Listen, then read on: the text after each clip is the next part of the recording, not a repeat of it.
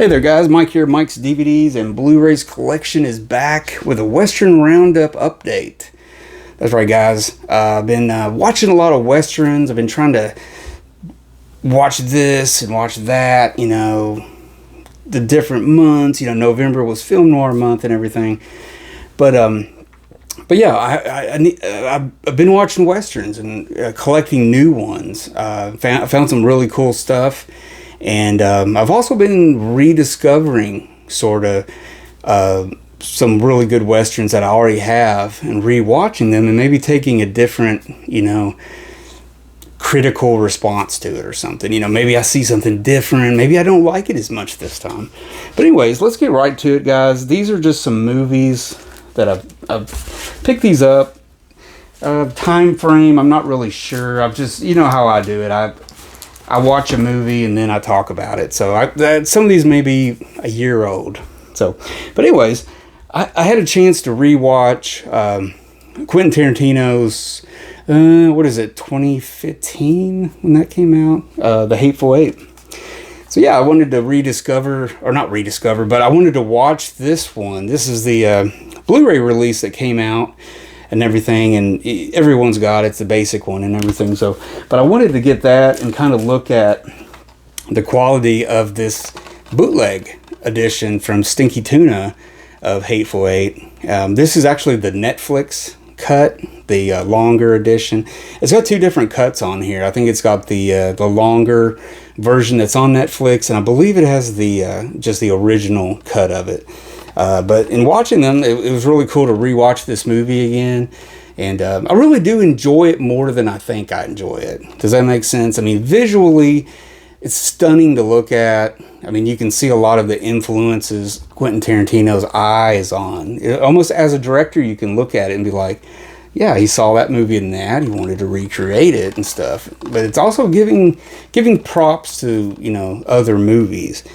So anyways, it was a lot of fun. Enjoyed watching that again and everything. So yeah, the Hateful Eight. And, you know, Carlos at Eastwood for Life fan, this was part of one of the trade packages we did. And he hooked me up with this.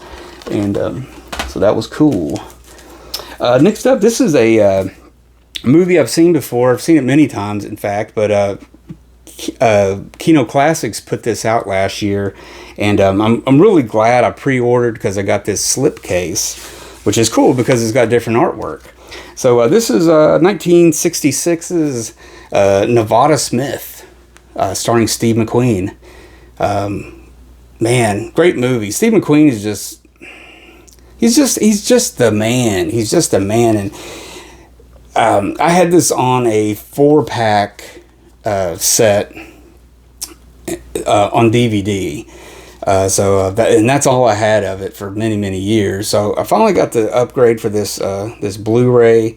It's apparently a brand new HD master from a 4K scan from original 35mm original camera negative. So yeah, pretty cool. So I like the cover. It's more of the traditional cover, and then you can flip around the art on the case to this one, and I like that art too. I'm not sure if it's original, but I do. I like both of them. They're both really good. They give you those options. You know, sometimes Kino will give you an option, but yeah, it's pretty cool. It's got some audio commentaries on here, and that's about it. But otherwise, it looks really good. It really does. If you're a Steve McQueen fan, you know you're going to get it, but if you're unsure, if you want to upgrade again or something, then, but I do recommend it. It's worth an upgrade, absolutely.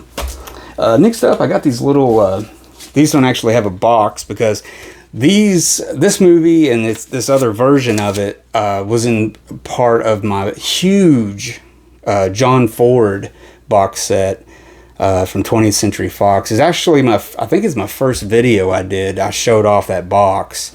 And then later on, I think I edited it, re-edited it, and made it look a little better. But anyways, these were part of that box set of John Ford. And two movies of 1924. It's a silent Western, The Iron Horse, which is kind of a small-scale epic.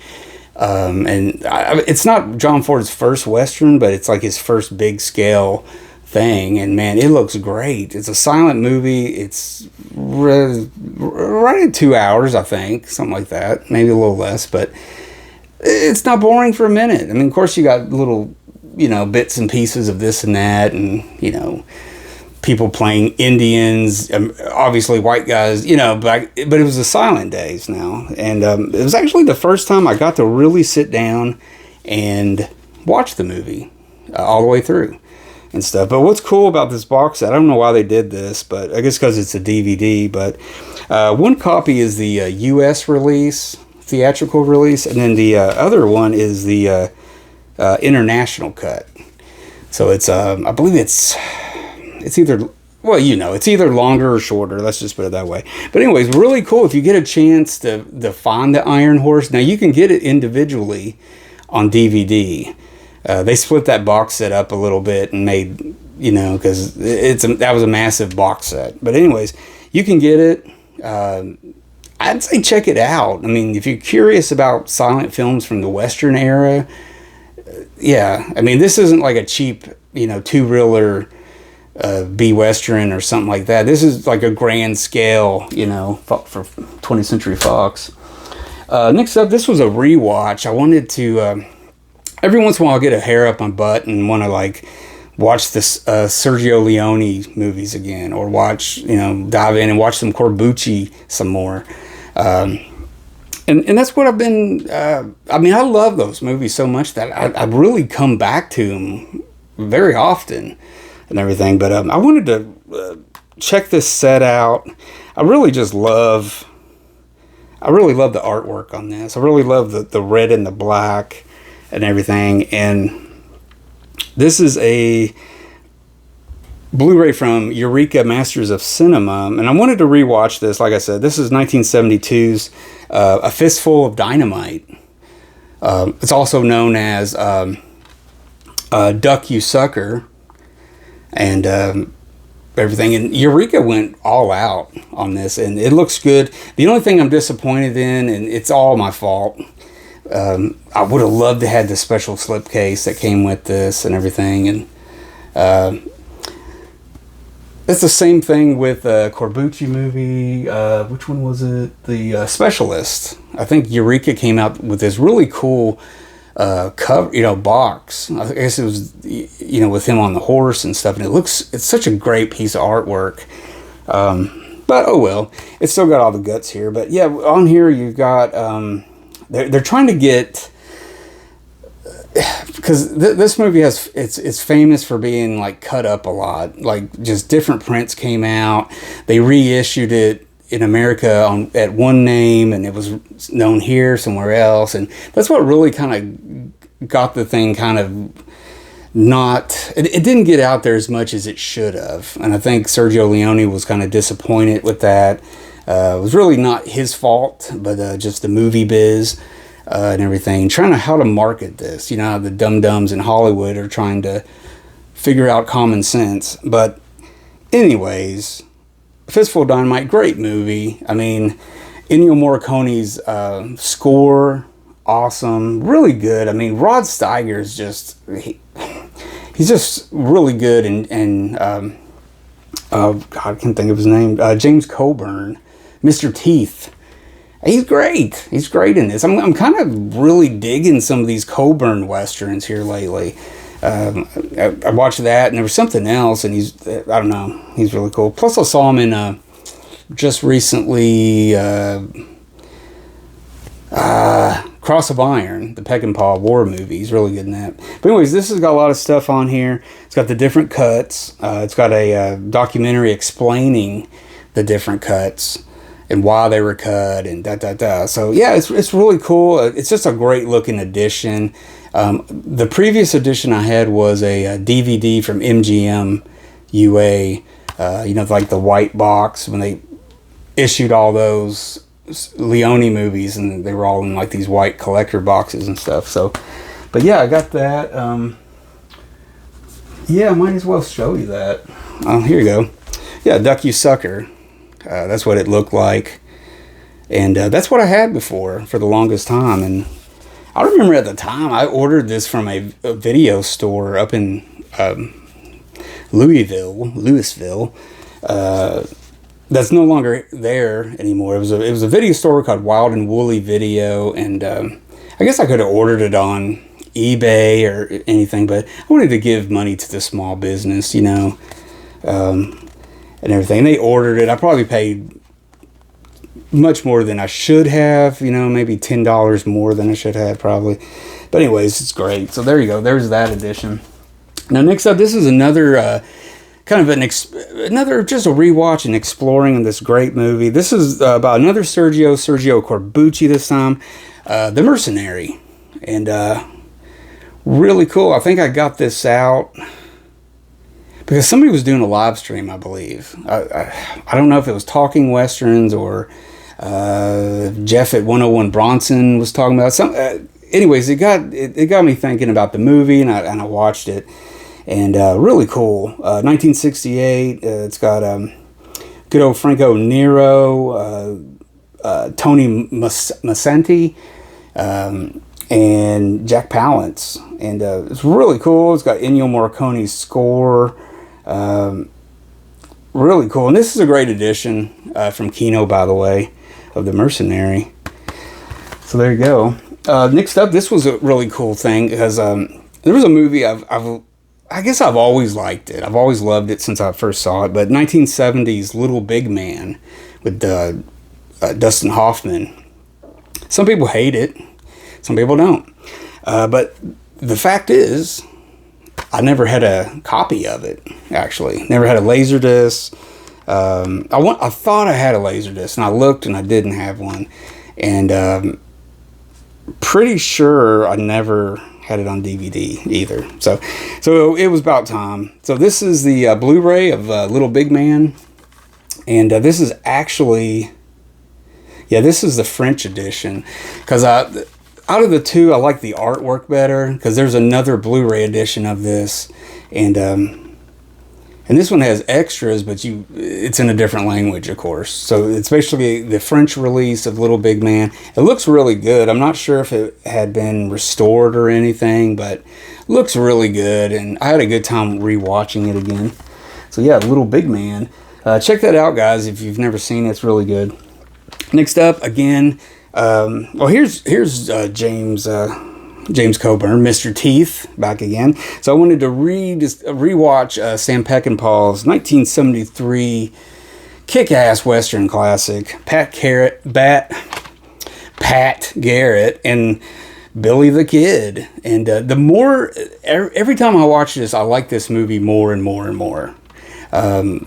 Last time I watched this, I had found the Laserdisc, and I think I did a video of it. This has probably been almost 3 years ago now.